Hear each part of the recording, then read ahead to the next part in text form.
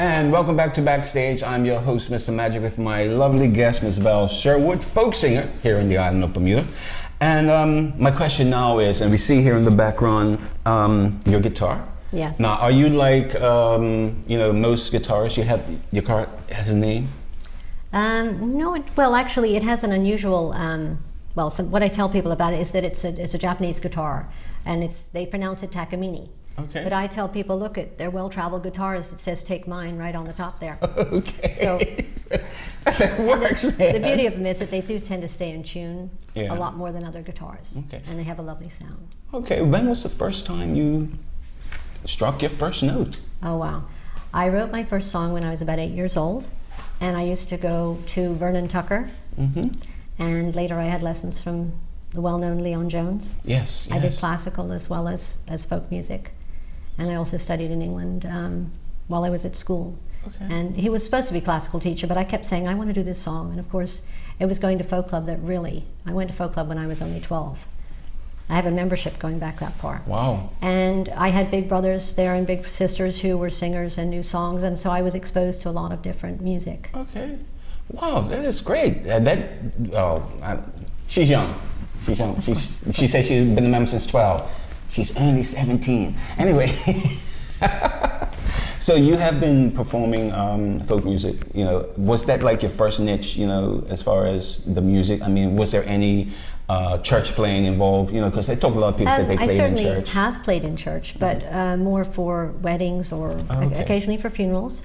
I played in October last year at a pet blessing in St. George's at the Unfinished Church. Okay. And apparently the animals took it all quite well. They Wow. were quite calm. Well, So- listen, if the job calls, then go ahead. Yeah, I've played it. I used to fill in for Hubert Smith actually in his break at Henry VIII a long, long time ago. Great. So- Okay, so you were an understudy And to him. I listened to Lance Hayward when I was 7 and 8 years old in my father's first hotel out in Fairylands because he was our piano player, and I'm sure that's where I love the rolling piano ballads. I just love. Okay. Is there any other instrument other than the guitar that you play? Not really. I sometimes pick things out on a piano, but no, it's really just the guitar. Just the guitar.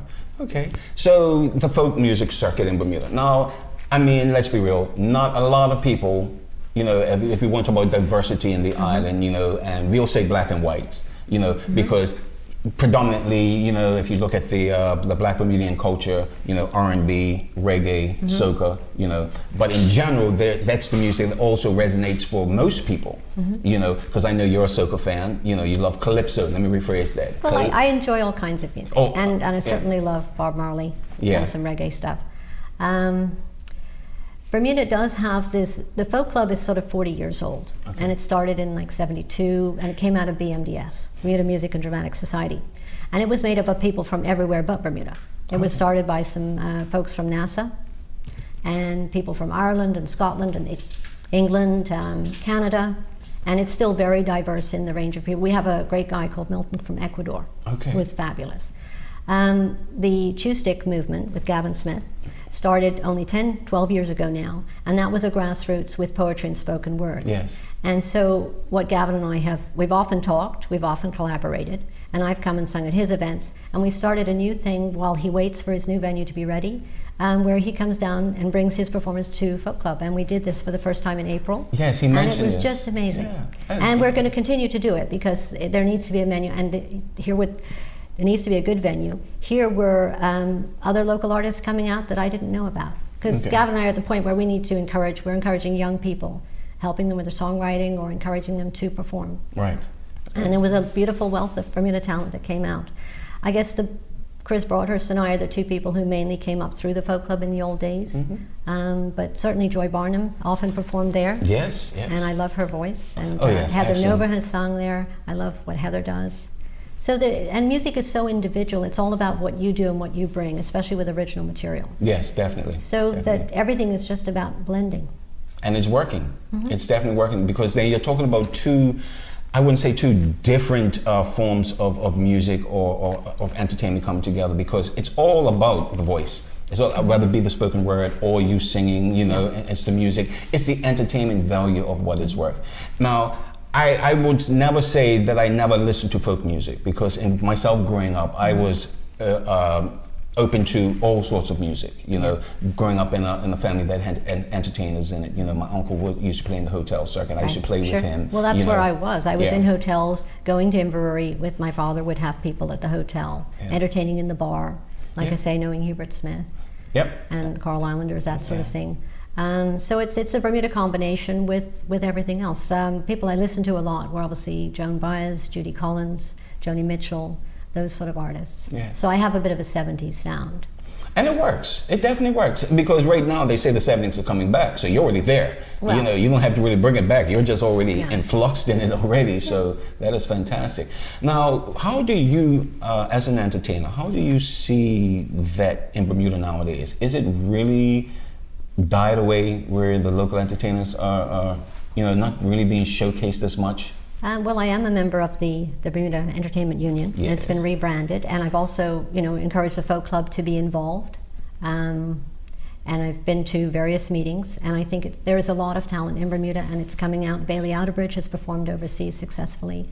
There are a lot of people helping us in other places. Ross Georges has done work in Jamaica. Yes. And so it's about Bermudians going and bringing their particular style of things. So I think we have a lot of hope for the future. Yeah, because we had an interview with the president of Bermuda Entertainment Union, Leroy Simmons. Yes. And he, as well as myself, have encouraged entertainers to be a part of that. Now, you've just said you're a member of that. Yes. Would you also ring that same bell in telling our local entertainers to become members, and it has its benefits? Sure, it's rebranded itself. It's got a very good committee, and they've worked hard on things like the accounts, the things that you have to do, which are a little boring for musicians maybe to do, but they're necessary. And I've worked with other charities, so I know how important that is. Right.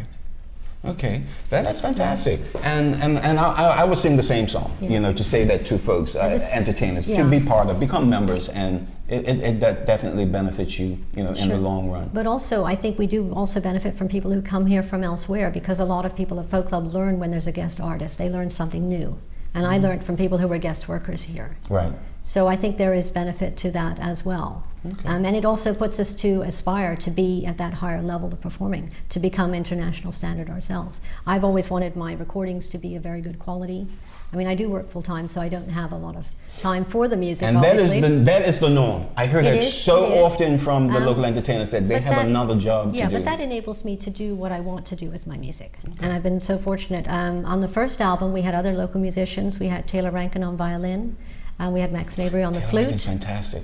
Oh, he's amazing. He is just amazing. magical. He makes that violin. It's not even the violin when he plays it. Yeah, and of course on the new album, there are 2 songs where Neil Burney played the harmonica, and he wasn't recorded live very often. No, he wasn't. But he was a tremendous musician, and he was, and he's definitely missed. Yes. And on that note, we're going to take a break, and we're going to talk more to Val Sherwood. Then we come back here on Backstage, and we're going to talk to see if there's another album coming. We'll find out. We hit on it a little bit earlier. Maybe I'll call her producer. We'll find out. We'll be back right after this.